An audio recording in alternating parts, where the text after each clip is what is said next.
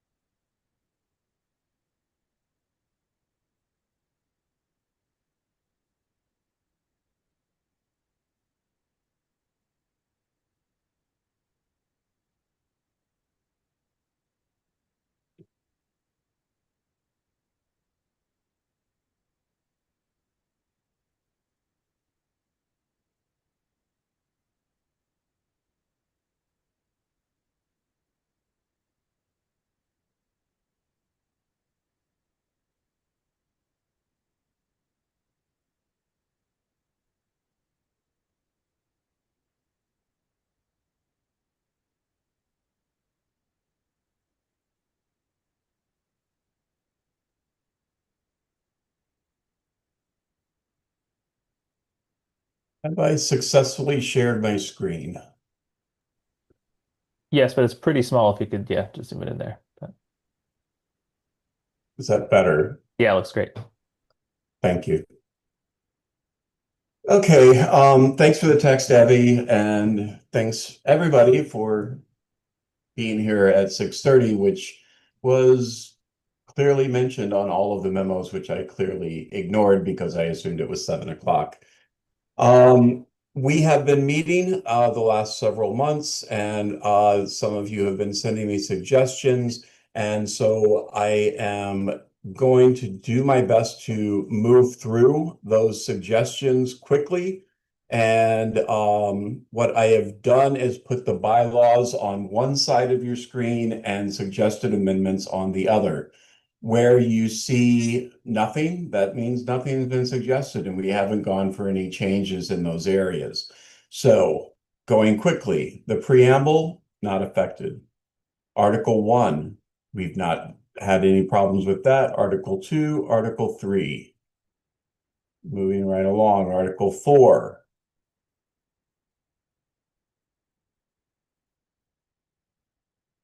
Article 5. Article 6.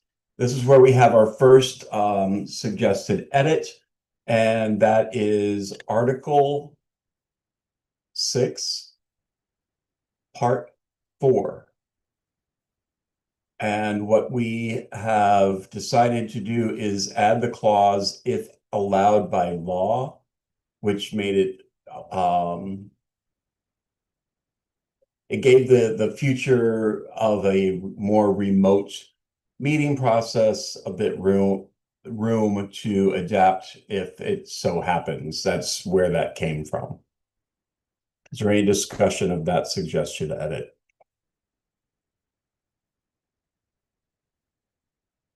Hearing none, I'm going to No, move forward. I hear a mumble. no, I said no. It's fine. Thank you. Thank you. Um, Trying to make this work a little bit better so I can see. There we go, everybody. Right after that, part 5 of Article 6.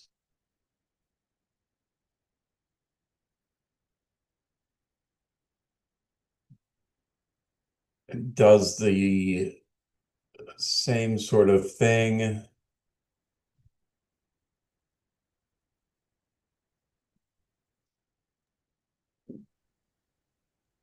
I'm taking notes. Are you able to enlarge it? Can you repeat that, please? I don't have a copy of this, so I'm taking notes. Are you able to enlarge it? Um, I'm not really sure how it appears on other people's screens. Right now, it's gigantic on my screen. Um, and I can certainly send it to you once we're done. Um, Hi, this is Phyllis. Viewing it, it's not gigantic on my screen. so does that mean it's small or that it's not I can Tell- read it. It's big on mine. I think. Oh, I'm using a phone, so I'm not on a computer. Maybe that's the difference. Yeah, it looks fine on my computer too. Okay. In that case, I will take the time to read through things as opposed to assume that everybody can read it. Thank you. So, section 5 was the board shall record each board member's vote for a board officer position, and the district manager shall make the board's voting record available to the public as permitted by the OML by maintaining a record of the written vote separate from the minutes that is available to the public upon request to the district manager. And I don't actually quite see what the change is here. I don't think there was any change in that. I think it was more what happens in number 6. It's just, it spells out open meetings law as opposed to OML, I think Oh, is got the it. only change Thank you, there. Adam. Thanks. Oh, that's it. Yeah. Yeah, the only change there is that we spelled out open meeting law as opposed to OML. I actually went through and watched all of our previous meetings this weekend because that's the kind of fun life that the chair gets to live. Then next section, section 6. A candidate for the board officer position who receives a majority of the votes cast at the duly constituted full board meeting shall be deemed elected to such office. All we did to this was add 50% plus 1. So that majority, although all of us know what majority means, so that it's right there in the bylaws so that you have that reminder during the time of the election, if it is referred back to. That's the only change there. So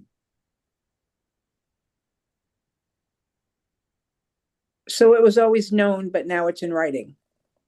Yes. Okay. During a previous meeting, it was asked that it be made more explicit. Okay. Then Frank Fredericks has his hand raised. I'm not a committee member. Is it appropriate for me to ask clarifying questions or suggest changes? Just talk. Okay. I wondered if it should be specified whether or not this follow-up vote in 6B should be in the same day or at a future time, because I know that was a point of confusion during the last election cycle. Okay, if you could stay, we actually are addressing that soon. Oh, sorry. I thought we were already there. My apologies. All right, if we could just stay as a group on what is being discussed, that would be great. My apologies. No problem. In the event no candidate shall receive a majority, then a second vote shall be had, upon which members of the board in attendance shall consider only the 2 candidates having the highest number of votes of the last preceding vote for an office. That what we added here was shall be had at that meeting, which is exactly what you said. So it's in letter A there. See what happens when you skip to B when we're still on A? I'm Okay. sorry. Letter B. Is there any discussion of anything that's been discussed? These are things that we did discuss in our previous meetings, although some time has passed. That's why I'm trying to push through them so that we can get to new pieces as well.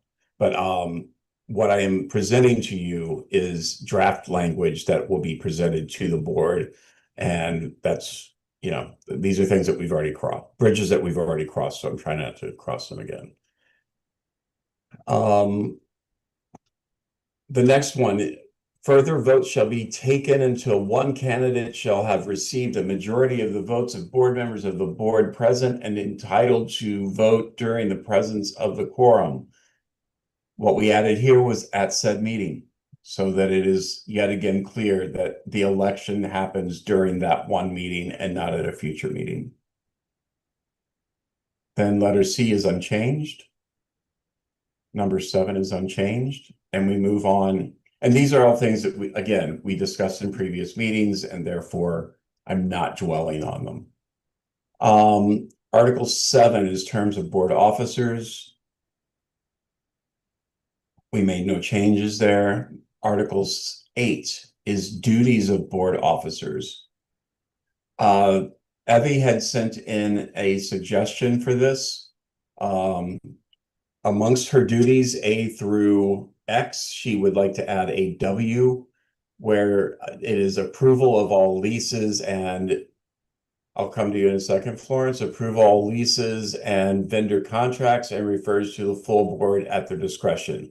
This is a new item, so we're going to discuss it. Florence, your hand is up. The community board does not approve the leases. DCAS does all the lease agreements. The only time a lease would be agreed upon if we were to leave our site for adverse situations. At that point, the chair would automatically have to approve the lease with the district manager as the city agent. And vendor contracts are the district manager's responsibility, as the district manager takes care of the office. It's not something that board members who are non-city employees would do. Evie, because you presented this, I'm going to call on you next to explain why you presented it. Sure. It's not submitting, it's approving, it's reviewing it. Again, it's oversight. The board chair, whether it's me or anyone else, has responsibility. I'm sorry, Florence. I apologize. This is a committee meeting. This is a committee meeting. I'm allowed to participate in this by our bylaws and the New York City Charter. Florence. I'm sorry. Rod, you're chairing the meeting, so I'll just let you. I think it should be where Florence, you had your time to speak and Evie was speaking and you interrupted her. I think you should I give said her I'm sorry. I an did opportunity to apologize. finish. Yeah, I Yes, think she should I did finish what she was apologize. saying first. I did apologize. I did jump in and I acknowledge that, and I do sincerely apologize. Okay, Evie, do you want to continue? Yeah, I mean, there should be oversight with anything that involves contracts. The board chair is the head of agency. When an audit happens, even if the board chair doesn't have access to certain things or doesn't see things, ultimately it falls on them. We just saw that with some of the past 2 audits that were done by the controller as well. So looking over and approving, making sure that a contract with a vendor that's just a good practice.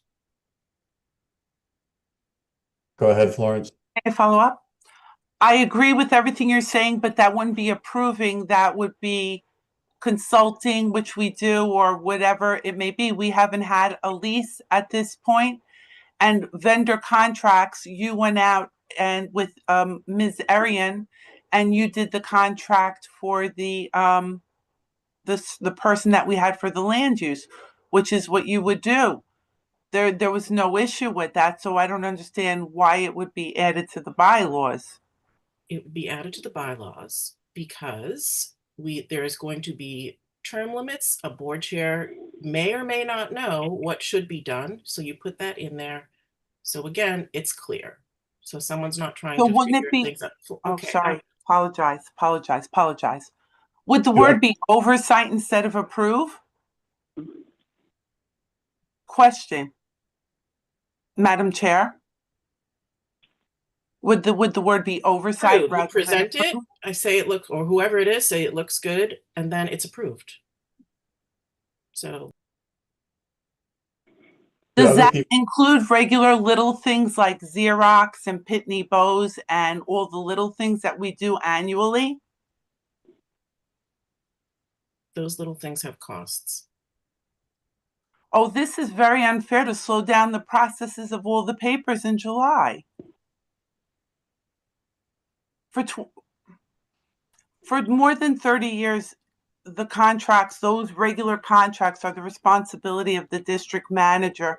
And by the charter and by the rules and regulations of the city of New York, that's how it's been done. I don't understand why now all of a sudden all of this extra work is going to need to be done to slow down the vendors and all of the contracts that have to be put into FMS. The board and the board members don't do the FMS process. That's a district office. Florence, other Explain boards FMS, actually please. approved the budget before. I'm sorry, Rod, I just, I'm What is handing it back to FMS? you. I'm handing it back to you. Financial management system. I'm discussing it with you. I'm just putting it out there so everybody who's on the table knows. Normally, it's not a year. Sometimes, it's not a yearly contract. Is it a contract sometimes that's multiple years? No, So never. you We're not wouldn't have allowed. to, so you don't have multiple year contracts on anything. No, ma'am. The only Okay. thing that we have multiple year contracts on is the lease. And the lease is not done by us. It's done by the city of New York. And the telephone, which is not done by us, it's done by the city of New York. That's the only long-term item, the single long-term item that we have. Frank? On several boards I've served on, we've had a threshold that requires just advisement or oversight. So if it's $500 or $1,000 or something like that, if there's a concern that between having the financial oversight that's necessary versus lots of little things, perhaps there is a threshold that would enable us to get the majority of funding is being overseen while the small transactions are not being slowed down. Perhaps that could be a win-win. Thank you. Yes. Go ahead, Florence. We do have that, $20,000. Anything below $20,000 is at the discretion of the board office. Anything over $20,000 has to have a process done where there have to be 3 bids and other things have to be done. So Sounds a we little do high to have me. that. We do have that threshold of $20,000. This is Daniel. Can you hear me? Who are you? 917-923-0400. Daniel Aliberti. Hi, Daniel. Thank you. Hi. Go ahead. I think the $20,000 threshold is a little high, I think.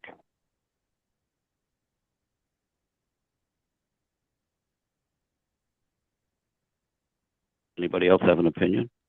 It's not by our office, that's by the Sorry, I city of have New my York. hand up. Oh, so did I. I No, apologize. you put it up after. Yeah, and me. I was hoping to call on somebody else to participate in the conversation. Sorry, I can't see the hand, so I'm sorry if I just blurted out. No, not you, Dan. I wasn't referring to you. Oh, okay.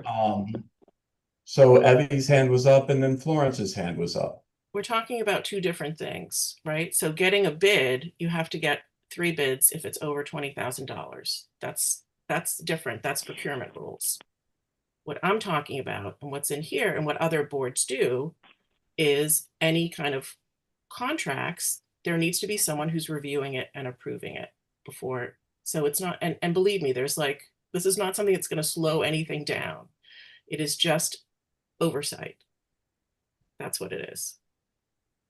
I'm going to bring in Adam just to hear a different voice and then you, Florence.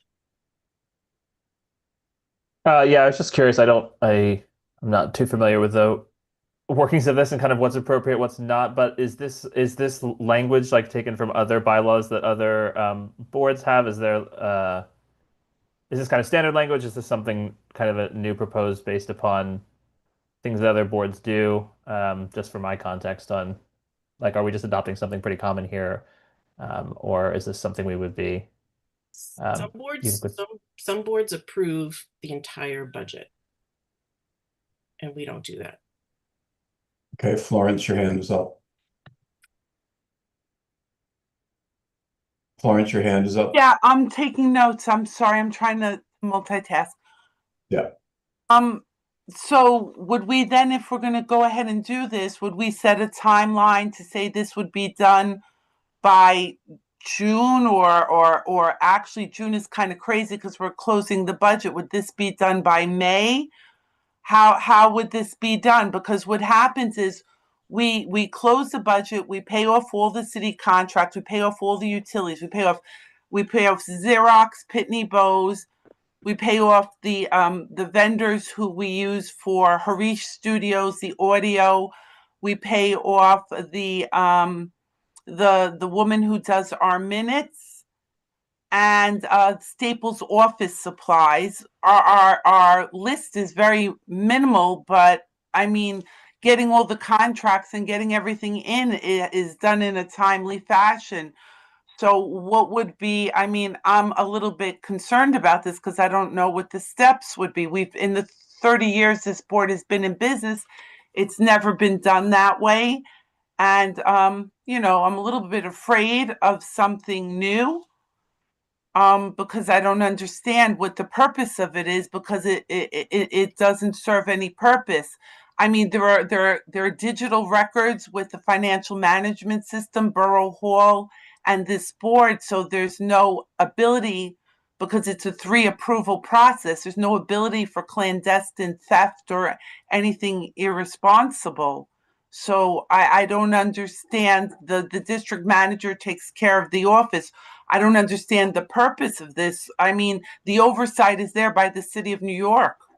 Okay, so I don't think that there is any implication that there is mismanagement or any sort of impropriety going on. This language was lifted from another board, is my understanding. Is it from CB2? You can just nod, Evie. I don't remember which one it is. Okay. But like I said, there are some boards that they approve the entire budget. Okay. The entire budget, it's voted on by the board. We don't even do that.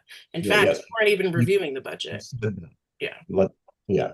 Florence, you've stated a fear of something new. We can't be afraid of new things, technology, and the board should be something that does change all the time. It should not be ever sitting around. So I want to take that trepidation and fear from you. It's not about you, it's about the management of the board and the future of the board, especially in light from what I'm hearing is preparing this board for a board that's going to turn over every 8 years.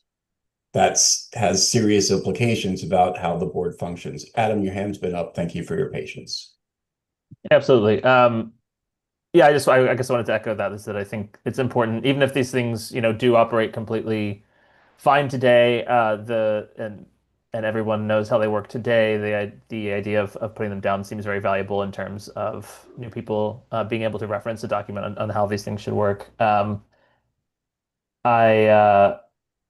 personally don't feel quite qualified about what exactly the expenditure or the language here like it is correct or not, but I did want to just bring up that question from before of whether we would want to have any threshold. Like it seems, you know, reasonable to me that we wouldn't want this to block like getting new pencils or something like that, but also very reasonable that there would be some transparency here and a way of doing this for anything larger than that.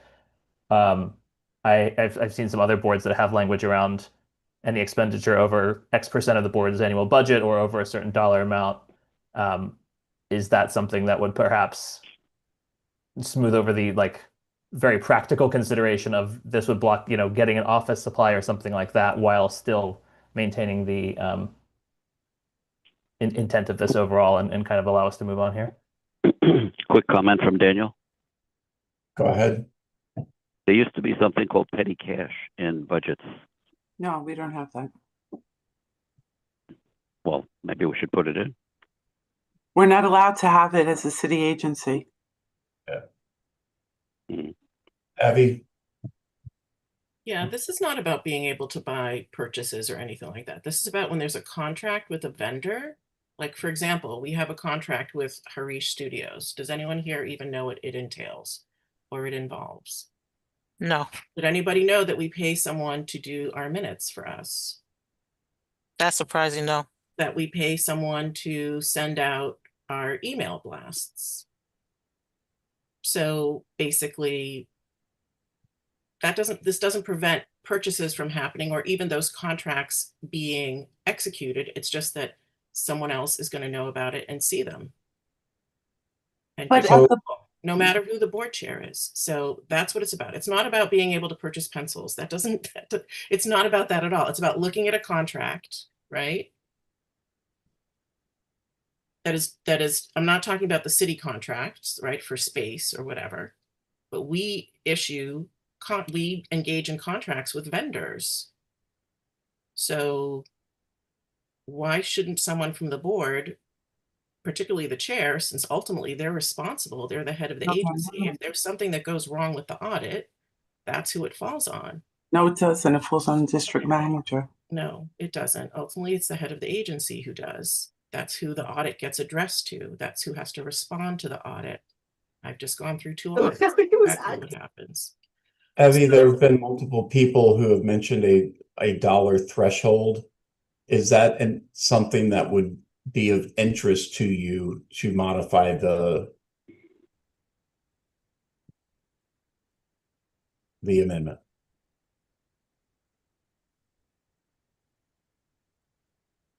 I mean, $500.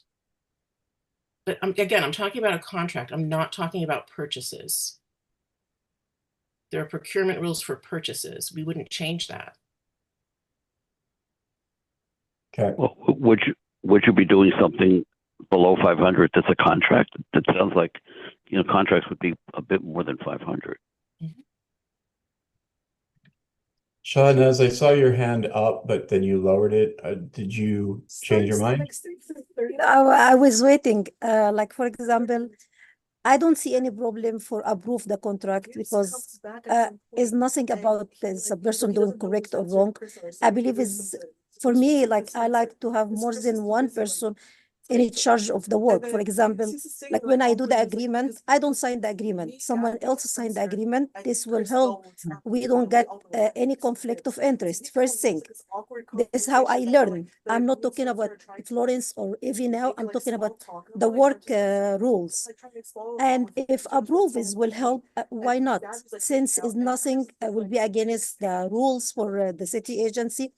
And also this way, as Evie said, like for first time I hear this, we have our someone get paid for minutes and someone get paid to send the emails. I was like assuming as like what I was feeling is this I was working, like the people work in the office, they do the minutes, they do this kind of stuff.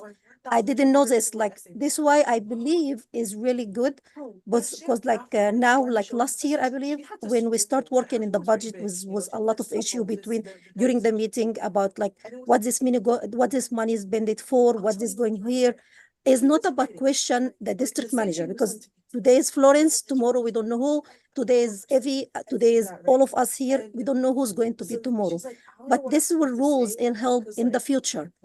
And for me, it changed sometimes in the start will be not everyone accepted, but when you see the change in the future, how is really helpful, it will be good. The other thing was Florence asking, and I agree here, how long it will take the district, not district, the chair to approve the paper. Like for example, I have agreement and this agreement, this is the due date. I believe it will be good if Florence during the agreement said, okay, here the district manager sending this to the chair.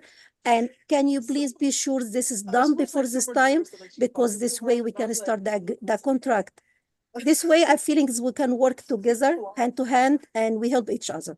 Thank you, everyone. Phyllis, I saw your hand up and then it was lowered. Did you want to speak? Just I remember in other meetings mentioning that we do have contracts for Harish Studios and etc. So, that's not a surprise. That was it. Thank you. Adam and then Florence. Yeah, I was just going to say now that I kind of understand the specifics of this, I'm a little more hesitant about putting a specific dollar amount because then we have to keep maybe updating that for inflation or things like that. In the interest of moving this discussion toward a conclusion, just wanted to say that I'm comfortable with this personally and would move on. Florence. Okay, so we have the financial management system from the city of New York. It's a 3-tier data entry where 3 different people do the data entry, and the district manager is responsible for the approval of the item. If you want to call it a contract, we call it a contract. Every year, we have services. All of those services are discussed at the Personnel and Budget Committee.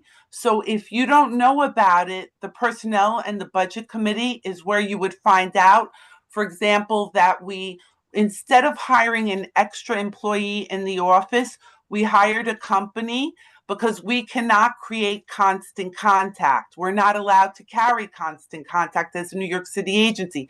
So our vendor carries the constant contact, and they then do the email blasts, and they do technical advisory for Facebook and Twitter setup and issues that I may have during the year. Also, because it's so time consuming and cumbersome, none of the staff who are hired to do the minutes for the board stay. They all want to leave. They do not enjoy doing minutes. So I hired a vendor who does the minutes monthly for the full board meeting, and thereby the minutes are done and there's no interference in board services, because of the fact that we now have the outdoor dining cafes with DOT, we now have the cannabis, and we have over 900 liquor licenses. So that's why the vendor is there. And at a budget staff committee meeting, that's where you would find this out. Then the rest of the contracts are very basic. It's Xerox, it's Pitney Bowes, it's Staples, Staples being the company where you get office supplies. And we have Mark Moss, because we all want YouTube. Mark Moss does our YouTube and our Zoom to protect us from, what do you call that when people cut in? I forgot. Bombing. And then we have the gentleman who handles all of our audio. That's it. It's not a huge list. I mean, we can send the list out to the board and provide each of you with a description of what they do, or you can join the budget and staff committee meeting and learn about this. But, So Florence, you've really just laid out the case why that it's not all that much and that it's not that big a deal if the chair is approving it. Well, what I'm afraid of is we never did this before, and the chair could do it if they want to do it. Over you, and I will continue to speak because I apologize. I'm nervous. I'm nervous. I apologize. An explanation of what the contracts are. So that's the reason I'm doing that. That's the reason I'm cutting you off. That's what you do. Okay. There's a lot of things in here there's going to be things in here about how to get rid of the chair. It's not about Evie. There's things in here that are about management of the office. It's not about you. It's about creating a functional organization that's going to carry through when all of the people on this Zoom are term limited, except for you. So that's all we're really doing here. I just want to really lay that out and really explain that this is about helping the functionality of the organization in perpetuity. And it's not about an issue that's being called out at all. Okay. I've seen general consensus from everyone who has spoken that they kind of like this idea. I've heard that from Sean I've heard it from Evie, who proposed it. I've heard it from Adam. I heard it from Frank. And I heard it from Dan. So unless someone has an opposition to this being added, I'd like to move on. I apologize for stepping over you. Please forgive me. I'm nervous. I am nervous. I'm familiar with the way we've been doing things for the last 18 years. I apologize. And that's why I addressed your nervousness. I want you to understand what we're doing here has nothing to do with any single person. Eventually, we're going to talk about getting rid of the chair, not because we're trying to get rid of the chair. Okay? So I'm going to move on. Those would be consensus item. Okay? What does get rid of the chair have to do with this? I'm saying that although this is something that affects you and affects the office, it's not about you and it's not about the office. So when we talk about getting rid of the chair, it's not going to be about Evie. It's not about a particular person. It's about the organizational structure. Okay? Thank you, sir. My pleasure. That's the only addition to the A through W responsibilities of the chair. I mean, we could get an X, Y, and Z, but I really think we've given them enough to do. We move on to duties of the first vice chair. There were no changes. Duties of the second vice chair, no changes. Third vice chair, no changes. Executive secretary, no changes. Sergeant at arms, no changes. That gets us to Article 9 for anyone who's not following along on a screen and might be looking at a written document or elsewise. Board meetings and hearings. There are no proposed changes in this section up until the public session. And so that brings us to Article 9, Section 6, content of the agenda for the board meeting. Section C, public section. And the chair has suggested adding a sixth item under item C. And I'll read that to you. During public session, the chairperson may limit the number of speakers on the same topic. Each speaker shall be limited to a period of up to 2 minutes, which can be extended or condensed at the discretion of the chairperson. The chair will record views of any members of the public who did not have time to speak for the record. And then Evie provided a rationale, time constraints, and ensuring that multiple issues are heard if someone is not there to speak regarding a contentious topic. Evie, because you presented this, I'm going to again call on you to explain the rationale and expound upon this addition. Thank you. And I'm going to go off screen for just 1 second. I can't hear you. I just need to take something out of the food because I thought I was having dinner. 1 second. Yeah, so we've had a few examples, and this has actually happened even prior to my tenure as board chair, where you might have, 100 people come and want to speak about a particular topic. And then, not enough time to accommodate everybody. You are permitted, because I was looking at the city charter, and also any revisions, they're going to go to the borough president's legal counsel to review as well. So to make sure that everything's in compliance. But basically, like right now, you can kind of extend the 2 minutes as the chair if you want. But it doesn't necessarily say that you can condense it, right? That's what we have in our bylaws, that you can kind of, extend it. Or that might be in the city charter. But basically, if there's like 50 people or 100 people there to talk about the same topic, and maybe there's one person there, and I just think of the June meeting that we had, there was a woman who was there who didn't want to talk about anything, but then she was not going to be able to speak about her thing. So it's rare that this would happen, but basically, so it's clear that in those situations, time might have to be limited, and we want to make sure that someone who might not be there to talk about, whether it's bike lanes or rezoning or some other issue, if they're there for something else, that they're kind of given an opportunity, because otherwise we won't really know what they were there to talk about.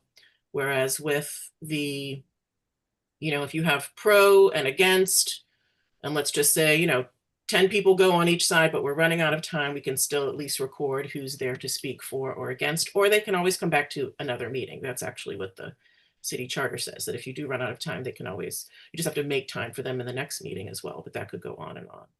So anyway, that was kind of the rationale behind that, just to kind of deal with those situations where time is really going to be, an issue. Okay, thank you. Adam, I will be calling on you and then Shahnaz, but I do want to ask a question first. Is there a concern, Evie, that you may miss something? I am a person who often will add a rationale that comes from left field, but I'm concerned that we are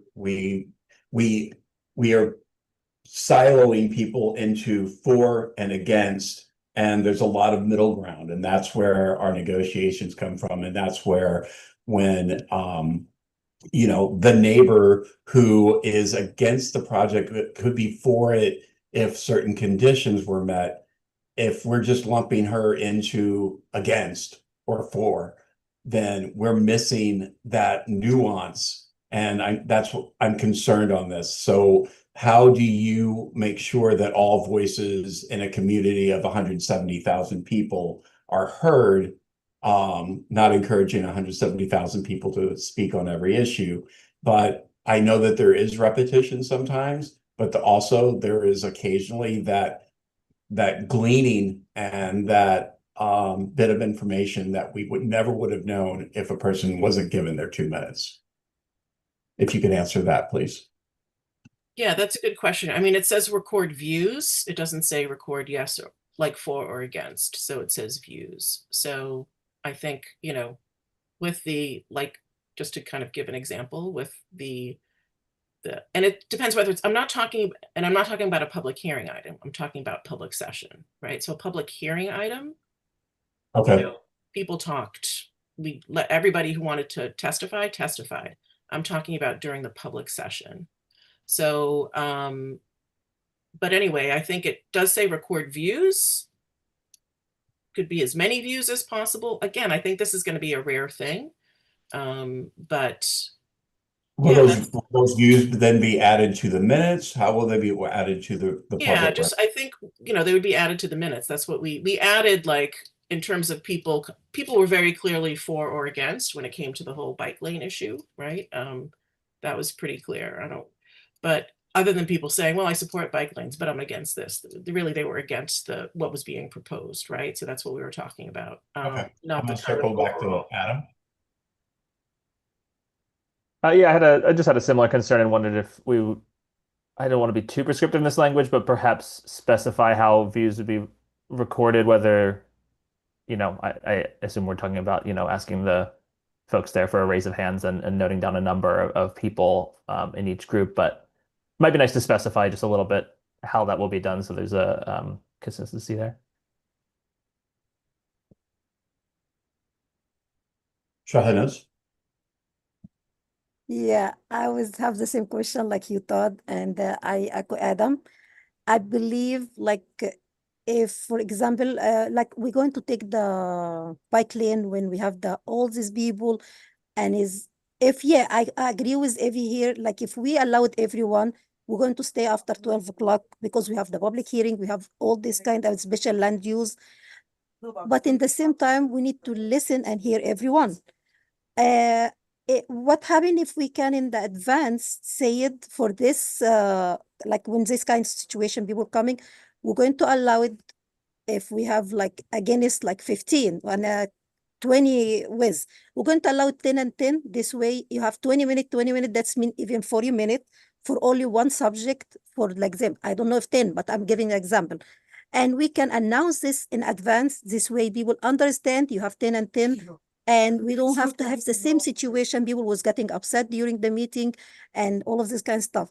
I believe we can say, I don't know if this is allowed or not. We can say it in our, when we send our newsletter about the meeting and people coming to speak. This way they know how many people, and the other people can write the testimony in the paper, and they can lift it and write how many people in this time.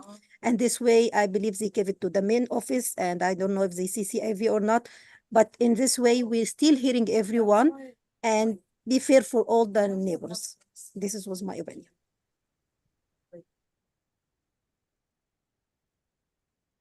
So, Abby, I see your hand. Maybe it would be helpful if it just said, you know, if there are time constraints, right? Because you wouldn't do this normally, right? This is really just when it's, again, during public session, right? We've had already a lengthy meeting. Public session, you know, like there was the you know, 20 neighbors come, right? Because they think a nightclub is going to go in next door, right? So they want to come and speak out against that, right? And maybe we don't have time to hear 20 people speak, but they're all kind of mobilized, coming together to speak out against it. So, and it would only be when there's like, again, time constraints. So I don't know if like that's helpful. Because we wouldn't want this to be arbitrary, right? You want it to be like, oh, okay, well, here's a public session and I see, you know, 10 people here that are going to talk about the same thing, but maybe I don't like their issue, so you wouldn't want to be arbitrary. So maybe we just kind of specify that, you know, if time is an issue or something like that. I don't know how you wordsmith it, but, you know. Okay. Call on Frank, who might have some suggested language for us. Oh gosh. No, I just wanted to say I'm very in favor of codifying whatever the solution is, because what I'll say is I had this as one of the things in my own notes. And the reason why I felt like it's important to clarify is I remember, I think Evie, you're out of town, Rod was chairing a meeting, we had a bunch of people, and he did the sort of thing, all right, who's for it against, recount your hands, and that was it. And I didn't know we had a precedent for this. I didn't know we had a policy that we could do this. And so I thought like, gosh, are we just dismissing folks? And at least if it's written down, we know if we get to that situation, like what happened like not that long ago, where we were there till 11:45, and maybe we needed it in a really practical reason to dismiss people because we can't stay in the room for 7 hours. I think we need the language, so that when we use that policy, where we can point to something written and nobody feels that we've arbitrarily silenced them or something. Because I definitely noticed when we've needed to use this, they've usually been during public comments on things that evoke big feelings, whether they're cyclist crashes or parking or housing, like big issues that affect our neighbors. So I think just having something clarifying how we do this is going to be really helpful. I'm sorry that's not specific language. I'm calling on Phyllis, and I'm encouraging everyone to provide specific language. When you have a suggestion, think about how you're going to word it. Phyllis, go ahead.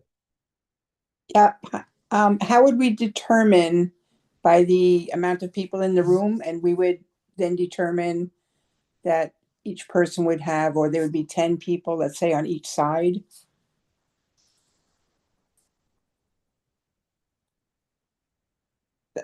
I don't know, was that a question? Let me put it, how would we determine when we're going to use this practice? Abby, that's a question, you can answer it. Yeah, I mean, the chair has to read the room. That's kind of what I did in those cases, right? So it's like I read the room, I kind of saw how many people were there. I tried to find out why so many people were there ahead of time, so I had a sense what it is they were going to talk about and when they were going to talk. So if it's a public hearing item, you know, where we're going to weigh an advisory opinion, we want people need to be able to testify, right? Again, I'm talking about public session where there's no public hearing item. And it's folks just coming to speak about, you know, whether they like something or not, or they have a concern about something. So I think you have to read the room, and it's the context, right? Because you also don't know. I would be like, you have to kind of trust the chair is going to be able to make that assessment, you know, and if they don't, then the meeting is going to go haywire anyway. So Returning to Phyllis. Yep, I agree with that. The only thing, the one thing is with the, like that last big one, it was with the bike lane, that you kind of threw that in at the last minute. So I think if this was going to be done, you read the room in the beginning, and this way you let them know, whatever group ahead of time before just throwing it in at the last minute. I actually did say it at the beginning of the meeting, and it was supposed to be on the agenda that went out, that public session might be limited. So Okay. Adam. A pass at suggesting some language here for to replace the last sentence. Before the comment session, the chair will record views of those who do not have, or I guess, record the views of those members of the public in the room by a count of for and against, or giving other comments, and encourage those members to submit comment to the board office. I'm sure we can make that more polished, but I feel like that maybe collects the elements we've been speaking about.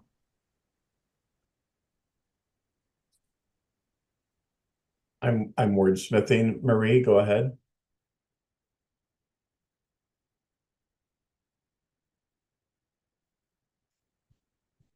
Marie, go ahead. Unmute, please.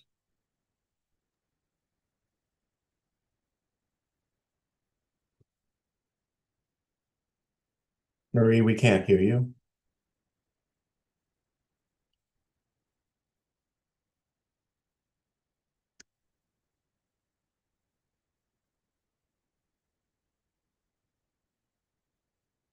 Can you hear me now? Yes, please. Thank you. Okay, so my concern is, well, I agree if you can do, let's say, 10 for, 10 against. However, that leaves us unable to get suggestions. I'll just use the bike lane, for example. 10 people were for it, 10 people were against. That's great. How about the one that said, but I would be for it if? How do we take suggestions?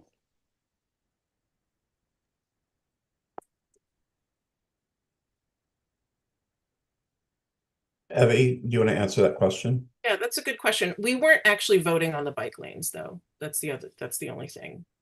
I understand, but still, if we're trying to garner the pulse of the community, I think it's important, and I think a lot of people feel left out because they can't do that. Like their voice is not heard. I'm sure there were a lot of people that would have been, there were a lot of people that were for the 31st Avenue bike lane and against, but a lot of them were for it, and it was misunderstood that they were against it. Some people were against it. They were against the traffic pattern. How do we get that nuance from people? You understand what I'm saying? Adam? Yeah, I think maybe that might be why I don't know if this really belongs in the bylaws, but it might be why being more formal about um, mentioning and requesting testimony sent to the board office in this sort of context would be useful, because I think in the first place, community board meetings that you have to show up to in person at a specific time don't tend to be a representative slice of the community who can make it there. And so I think um, having a regular pattern of encouraging people to submit in that way also may give us a better sense of what those opinions are overall, regardless of whether there were time constraints or not. But I think in this case, especially reminding people that we will get their opinions just the same way if they submit them to the board office, and we can get a sense of everything they have to say.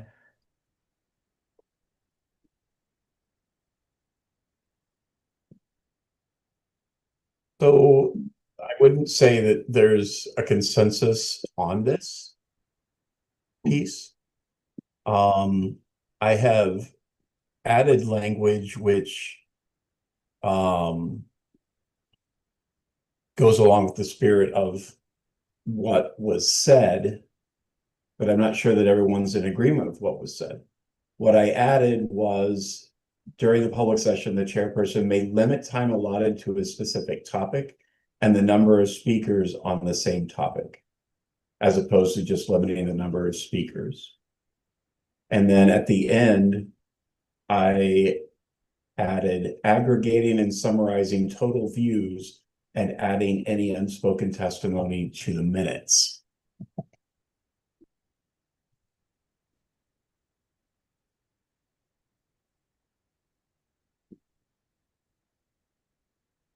Who else has thoughts on this? I'd love to hear from Quinella, from Stacy, from Katie, from I like Liz. what you added, and I also like the idea of what Evie suggested. I mean, if we have a time limit on the amount of time we stay in the room, we got to get kicked out of the room at a certain time. Why should we be there all night? I mean, I like the idea of, having people speak, but just letting them know beforehand that they have, we can only allow this amount of people to speak until this time. And it doesn't matter to me if it's for or against, but just allowing people to speak and just give them a limit. That's it. And it doesn't happen all the time, but when it does happen, when they have a big thing like the 31st Avenue or 31st Street bike lanes, that's the only time I've seen it, where there was a lot of people there in the room in my 2 years. So I don't think it's going to be used all the time, but I think this is a good start.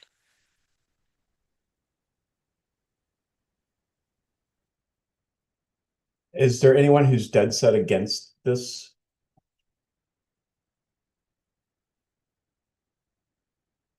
Okay. So are we happy with the language as it now stands? Nods are acceptable. Okay, then I think that we're gonna move forward. As amended. Avi, you presented this originally. Are you comfortable with the amendments as they've been added? Yeah, that's fine. I think if you want to add, if time constraints present, or if time, I don't know, that's fine. It's fine. Yeah. It's really about like time, right? It's not about like Yeah. not letting people speak. It's about time in those kind of unique circumstances. Okay. Phyllis. Yes, I get it. It's about time, and none of us want to be there longer than, what we should. What is the time factor or frame that we are to be there or have that room? And what will determine when this particular amendment will kick in? I think it's chair discretion is my interpretation. Katie, go ahead. You're muted. Sorry about that. I have some screaming children here. I think I agree with this amendment, but I also know that there are a lot of community members that have a negative opinion about the community board and think we're paid and whatever. And I just want, is there a way to make this clear on every board agenda that this is how it will be? I would hate for there to be a backlash in some way when this comes up at a meeting with time constraints, where it's like, well, how do we know? There will always be people that don't know the rule, but I would like it to be shared as much as possible on agendas and in meetings. And just to be clear that it's not just because there's a position that's very controversial that's come up, or an unpopular position that's come up, that people want to talk about. That there's no bias. This isn't about bias. It's just about operations and how sometimes we have to do things based on the constraints that are present with the location that we hold the meeting.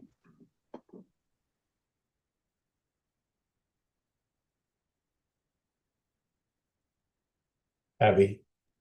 I think it can definitely be articulated like on the agenda when the announcement goes out. Some boards make people sign up in advance. You can't even show up to a meeting and speak, which I would not want to do. I think that that's not right, but I think it can be maybe not this whole big, again, this isn't going to, this is really for like kind of, very unusual circumstances. Okay, I feel like we have a consensus, but Shahnaz, I see your hand is up. I agree. Yes, this is really good. And if we cannot send it in the agenda, because some people doesn't read the agenda, some people doesn't even look in this paper. Maybe Evie, when she start the meeting, she will say, this is the house rules. Like every time before we start the meeting, if we know people is here or not here, we have house rules. With this house rules, maybe we can read it every time before we start the meeting. It will help people not feeling we are against you or with you. We are fair for everyone. And this is our house rules for each meeting. I don't know if this sounds okay for you. Yeah, I've also asked the board office for the sign-in sheets that people put in like what they want to talk about as well. And that should be something that before that public session starts, we can look at. Okay, I'm ready to move on unless there's more discussion on this. Thanks, guys. That was a good conversation, as have every conversation been. So I'm scrolling quickly to get to the next area that was up for discussion. During a previous meeting, there was discussion about reviewing accepted reasons for absence and perhaps amending it. But nothing specific was given toward that. And reading the list, it literally says any other reason deemed legitimate by the board's chair. So if someone presented this idea at the earlier meeting and has would like to add to this, I'd like to hear that now. Otherwise, I'd like to strike it from our conversation. Evie? Yeah, it was just about making sure that we were in line with the borough president's reasons. And so that's what I just wanted to check on, and they are. So, Okay, so I'm striking that and we're moving on.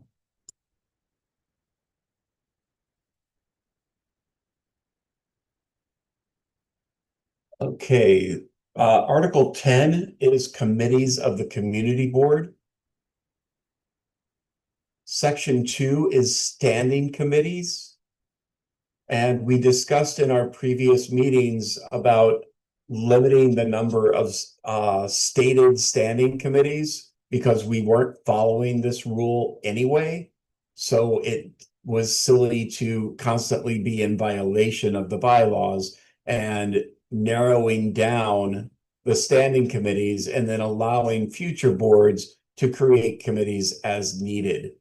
So what we landed at between those two meetings was limiting the standing committees to capital expense and budget planning, environmental protection, housing, land use and zoning, office staff, parks and recreation and cultural services, public safety, and transportation, followed by a statement, other committees established by the chair or board as needed, such as access and disability, community and economic development, youth services, etc.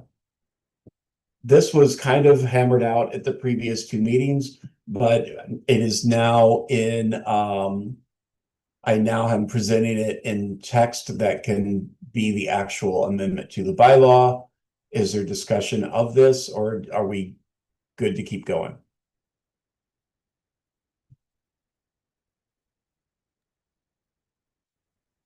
No discussion on my part. Okay, so we're moving on. The chair has suggested two additions under the office staff committee that would define that committee's role more so that it was better understood.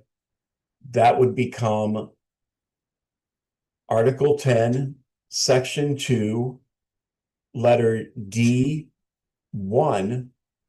because there's two of them.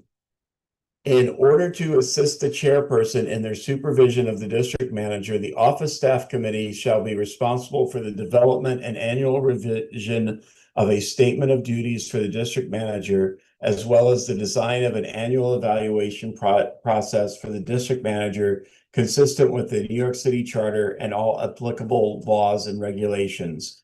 I'm going to go ahead and read the second one because they're related. Number 2, in consultation with the district manager, the personnel committee, that should be office staff committee,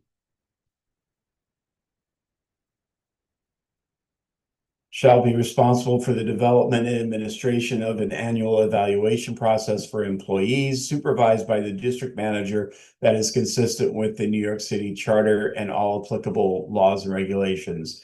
Evie, I believe you lifted this from CB2. Is that correct? Do you want to explain more about why you've made these suggestions? yeah, it was in CB2, but it was also in several other bylaws of community boards. So it's really just, the board is supposed to kind of look at the district manager's duties. There are some things that are hard and fixed, but there are also other things that they should be reviewing every year, based kind of on the needs of the community. So it's just a way of codifying that. I think it is in the city charter as well. And then in terms of an annual evaluation process, that's been like a recommendation from the borough president's office. And to also make sure that the staff that work in the office are also getting an annual evaluation as well.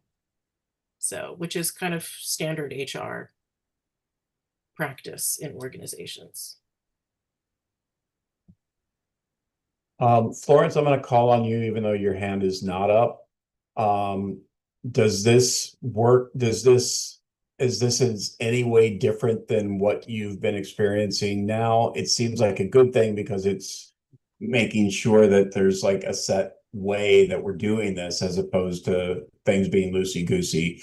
As an employee myself, I like the idea of having my review codified. What are your thoughts?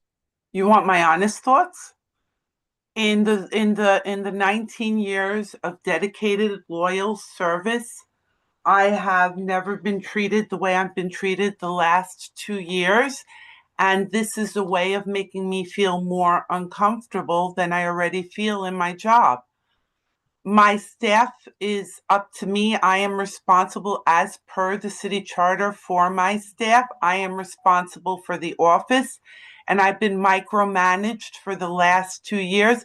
And this is just another way to make me feel bad about the job that I'm doing and the job that I know that I do well. And it's being done to turn the tables on me. And I'm very disappointed that this is even being considered. And if you guys do approve this, it shows how little you think of all the time and effort and love and attention that I've paid to this board for the last 18 and a half years. I completely understand how HR works. I completely understand how other boards work. This is the city of New York, and other DMs have had situations where this has been added for the same reason that this is being added by this board. And it's because the district manager and the chairman are supposed to work in concert. We're supposed to be partners, but this chairman doesn't want to be partners with the district manager. The first day this chairman came into the office, I said, I'm here to help you. And I was told, I don't need your help. I was elected. And moving forward, it's been the same status quo. And when I say something, nobody believes me anymore. Now everybody wants everything in writing. When I was trained with the city of New York, we didn't say to Superior, I want it in writing. So things that Lucille taught me, that George Dellis taught me, it wasn't in writing. But now any board member, if I say something and they disagree with me, they want to see it in writing. And that's not the way this works. This isn't a civic group. It's not a not-for-profit. And what you're doing is you're diminishing the role more and more and more of the district manager. And I'm sure that people are very happy about that. Okay. Quinella? I mean, I think it's a great thing that you evaluate a staff member. I don't see anything wrong with it. I think it's a positive thing. It can also tell you what you need to work on and what you're doing that's great. I don't see anything wrong with a evaluation. I really don't. And I get evaluated. I also work for the city and I don't have a problem. My supervisor tells me what I'm doing great, what I need to improve, and what I need to improve on, and I don't see anything wrong with it. Frank? Yeah, I just want to focus out of the interpersonal and really focus on the positional aspects of this. Florence, even since before I joined the community board, you've been so generous with your time. You've been on the phone lots before I even joined, and I know how much you care for this community. I also serve as executive director where I answer to a board and I go through a review process, and I actually find it's another example of where oversight helps protect me because there's lots of then extra documentation about what I've been getting right over a long period of time. When it's not in writing, then you get the he said, she said. That's where things get really murky for folks. So to Canella's point, all of us go through this review process, and I find it's very liberating because I leave every year with documentation proving my hard service to the work that I'm doing, and I have no reason to believe that your outcome would be any different. So I just would encourage all of us to think about this, about the institutions and the roles, and not interpersonally, even though I understand those changes might feel frustrating in the driver's seat. So that's it. Thank you. In previous meetings of this committee, there was discussion about fleshing out the roles. of various committees. This is the only one that received a fleshing out.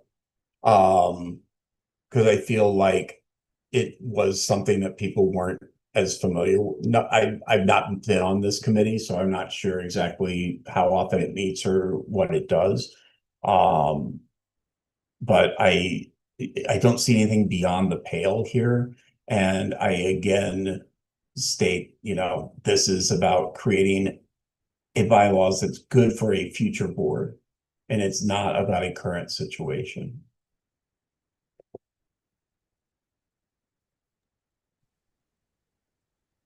I'd like to hear from Marie as a former chair, if you are available. Okay, there you are. Can you give me any insight on these amendments or thoughts? These two specific. Yes. Okay, I'm going to speak directly to Florence. Please don't take it the way you're taking it. I think it's a great tool for your benefit, because a review doesn't necessarily mean negativity. And I think you should have the opportunity to be reviewed. And there are a lot of great points that could be made, as well as areas that need improvement. So I think it's a great idea, and I also think it's a great idea. I don't know if you do it for the staff, Florence, do you? I don't have any need to. I see with the work that they do I is every understand, day. but it's good to validate them as good employees as well. It's a validation tool as well for people doing good work. I validate them every day. I thank them for their service every day. Okay. They know, and when the money is there and I'm able to come to the board and ask for an increase in their salary, I do. The issue, Marie, as you know, is every single review that I've had with this chairman has been absolutely horrific and negative. There's never been anything good. Those were not formal reviews. Those have never had anything good said about me. But a formal review. To the point I had my vacation time removed because I wouldn't be allowed by DCAS rules, the rollover letter with reasonable accommodation. I asked for reasonable accommodation, and I wouldn't even be considered after working completely through COVID while I had COVID twice. So how fair is it? It's not fair, because this chair doesn't like me. This is being put. It's never been in the bylaws. It doesn't need to be in the bylaws. I think, okay, Rod, to answer your question. This is hurtful. This is hurtful. I think it's very personal. Okay. I think it's a great tool, Rod. I think, of course, it's being thought of as negativity, but it's not. And it's a long time coming. So that's my opinion. I want to hear from Katie.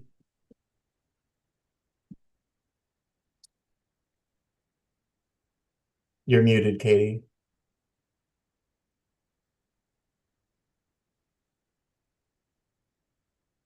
Sorry, I'm having a time. One, I want to acknowledge that change is very difficult for most people.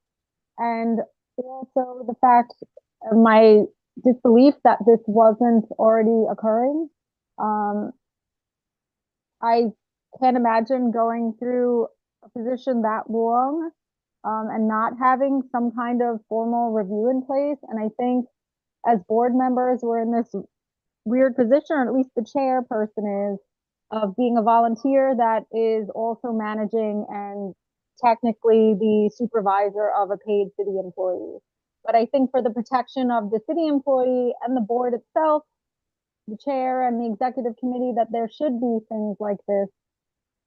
And I support it. And it's not because I don't support you, Florence, or whatever person is in the district manager role, but I think it's because we want the district manager to succeed just as much as we want the board to succeed and properly represent the community.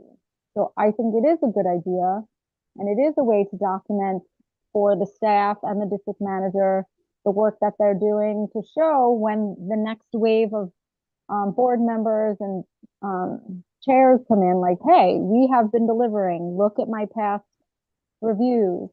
But yeah, I support it, and I'm sorry there are bad feelings about this, but it seems like a standard thing that is a part of every job I've had and most people's jobs.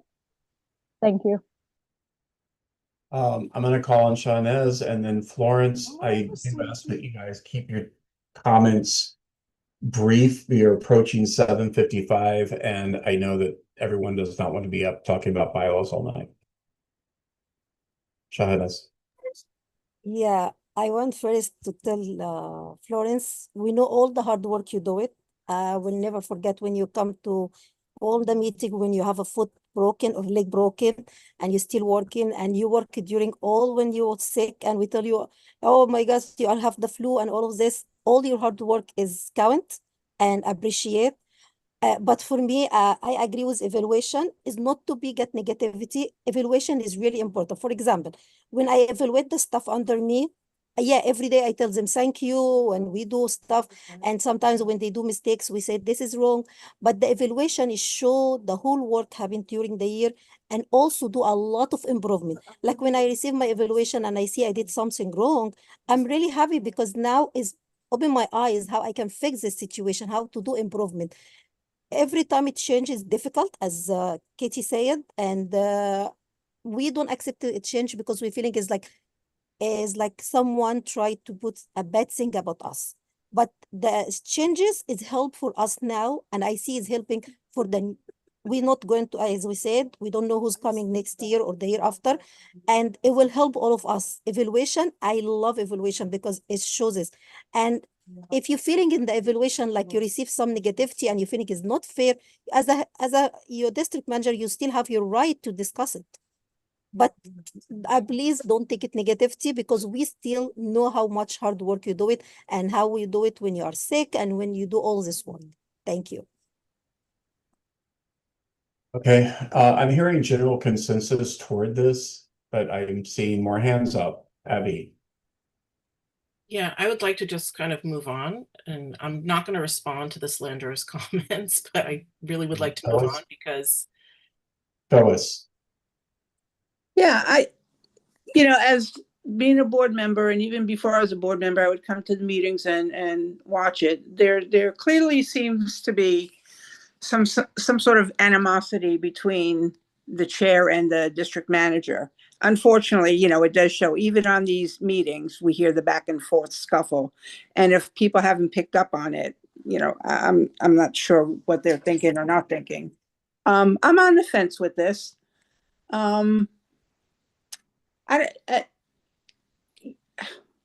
Just with the animosity, I hope it would be fair, the evaluation. I don't know if it could be fair, but that's just my opinion. That's my opinion.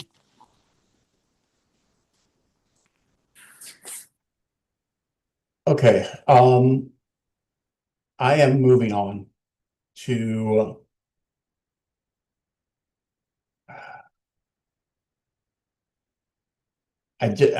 we are running out of time. Not that there was an upper limit on this, but it's almost 8 o'clock. I'd like to get through the section on committees, which only has one more item on it, which is something that came up in the committee, but was set to be discussed. And we didn't go into a lot of depth on it. And I think that'll be our final item for tonight. And then we'll continue on at the next meeting.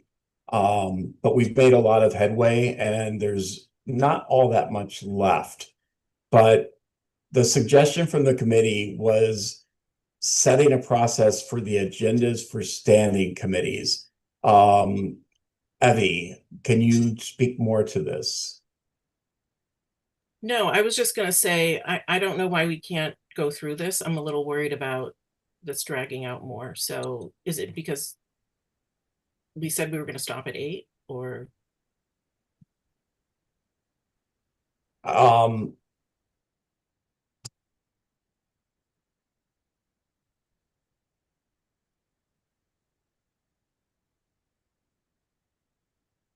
know that you have a sense of urgency on the bylaws that I do not share.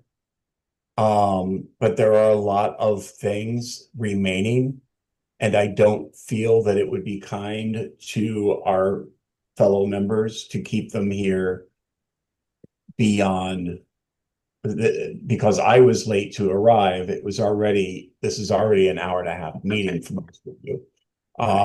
I feel like the rest of this can be covered at our next meeting, and then we can present a proposed amended bylaws to the full board at the January meeting. My goal is to have the bylaws cleaned up and done before new members start in April. I don't know if you have a timeline in mind. That's a question. We've been working on them since yeah, it's okay. We can talk offline. It's fine. All right. But it would be good also, we had, it is a committee meeting. So there are a lot of people who weren't committee members who were participating, which I guess is fine, but it also slowed down the process. If you would like to have in-person meetings of the committee, I'm fine with that. But that's not how we operate. So that's where I'm at. The topic at hand, which was going to be the final topic, was setting agendas for standing committees. And I'm not sure why this came up at the previous meeting. It wasn't expounded upon very much. It was just something that was the can was kicked down the road for further discussion. Florence.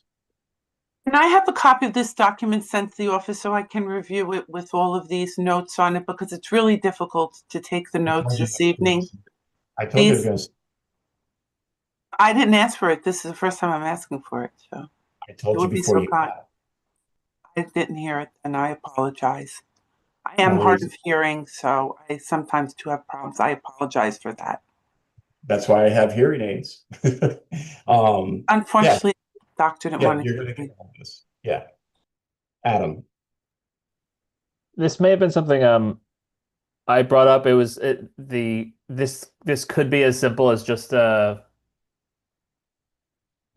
something we already do know how this works. I always feel a little unclear of, other than at a committee meeting that has been set, suggesting something in new business, how, if a committee isn't meeting because there isn't anything on the agenda, how do I suggest something for the agenda, or, contact the chair and do it right through, making sure that it hits the city servers and all that sort of stuff. Is there a formal process that we kind of already know about that we can put down here? At least if this was my comment, that's what I was making this comment about. I can't remember, a few months ago, but. Florence, can you answer that question?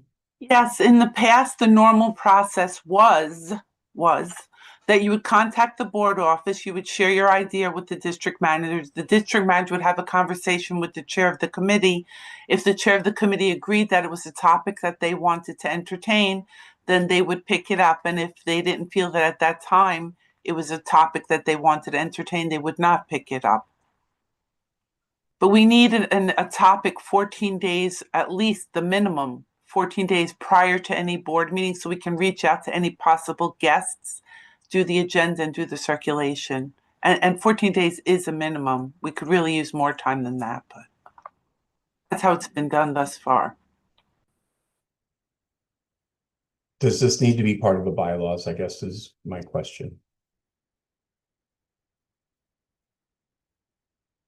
Adam, since it was you that had an interest in it. It's my question as well. I guess the reason I would argue yes is because I as a new committee member or a board member years ago, I found it difficult to find a clear set of how things work other than the bylaws. But argument against is that maybe there could be other resources that are more useful, and this is a little too specific to go into the bylaws. So I don't have a strong opinion there. We could move on if there's no other strong opinions either way. Okay. So I'm gonna strike that. I mean, in my opinion, committees should form ideas of topicality and run with them. That's the way I ran business and economic development. Granted, it didn't always work, but that kind of reaches us to that gets us through a large amount of the bylaws. We're up to Article 11. And that's when we start talking about term limits and removals of members, removals of leadership, removals in general, and bylaw reviews, and that's it. So I think that that is another hour's worth of conversation that can be at the next meeting, and we can get that out. All right. And that's where I'd like to leave off tonight, if that's okay with everybody, unless you want to spend more time doing this. Go ahead, Adam. I was just wondering if we could schedule this for next meeting for as soon as possible so that the context isn't lost. I found that the monthly is difficult to kind of remember where we were here, if it's possible. Yeah, and that's on me, to be honest. I had a lot of trouble constructing this. But in this format now, I will be a more effective, I promise to be a more effective committee chair. And now that you're the vice chair, things will be much better because you're amazing. How's that? Not fishing for compliments there, but yeah, when would our next meeting be though? Just immediately. So you'll see that. Marie. So Adam, he just gave you a compliment. I'm sure you were taking great notes tonight that you're gonna send to the committee. So we'll know where we're at, next meeting. I'm sorry, that broke up a little bit and I wasn't clear I what you was said. giving Adam a compliment and I'm sure he's taking, great notes tonight. So he can pass it on to the committee before the next meeting. Got it. Yes, you'll have it. Oh, I'm putting that on Adam. Okay. Because I see him typing away and taking notes. Got it. Yeah, my note taking is terrible, so then I'm glad to have good note takers amongst us. With that, I'm ready to close up shop unless anybody else has anything else to say. Have a good night. Did you take attendance? Last thing, sorry. Sorry. You need to do that? I think I'm supposed to, right? Yes. Do you want me to, or read the roll call for you, or would you like to read it, sir?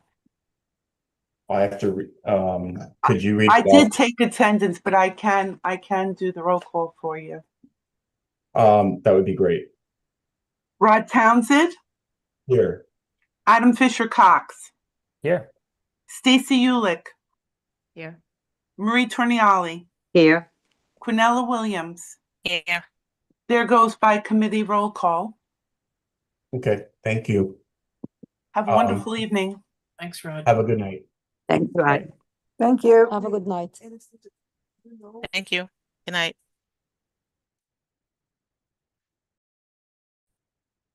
I don't even know how to leave.